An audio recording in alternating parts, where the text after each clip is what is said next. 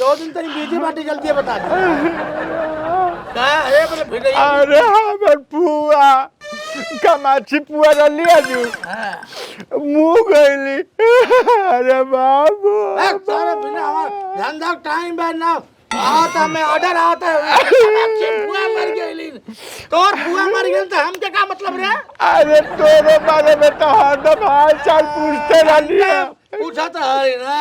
तू क्या रात दे दे घुरा देती है एक गई 100 रुपया मांगे बाबू का करी पैसा में नहीं बा हम तो अपने ऊपर पर अपने कफन खाते तई करे रली 100 रुपया खातिर पे छाती फाट के देख के बहुत अच्छा आदमी रली हमरा के बहुत मान रलिए तोरा फुआ बेल पाकल कौआ का जोरा तबो फायदा नहीं दिए तबो फायदा नहीं अरे तो तारो बारे में तो हरदम पूछते रली कि हालो पूछत नहीं रही वो इंक्वायरी करता रही उसका पेटवा भरा था नहीं भरा था हमारी फुआ मर गया अब जाए जब देश हमरा क्या का के बतावे ले अरे हम कहानी है कि हम क्या कहिए हमारी फुआ मर गई ना तोर फुआ मर गई बता हमार फुआ ना मर ले ना ई बतावा जब उनके क्या सामान खान पियन रहबे नहीं कहल बाबू तो हम कहां जाए हां तो सोनाक्षी हो मीनाक्षी हो बिच्छी हो केहू रहे हमसे का मतलब बैंक ऐसे नाम लिया जब फुआ के नहीं जौन आदमी देश छोड़ देला सु देवता हो गइला को प्रणाम करे के चाहिए तो तुझे नाचे नाच बनाते सोनाक्षी तो जिंदा बाड़ी हमारे हिते मिते फुआ मर गई तो हम जाए उनका आरती उतारे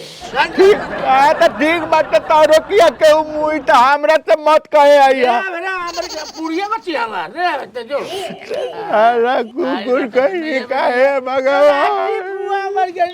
लगातार हनी संगीता बिजला नहीं कर फुआ हां का बात बोल करो हेलो भाई देखा हम बिहान ना आ पाए बिहान हमारा 8 से रही बा हां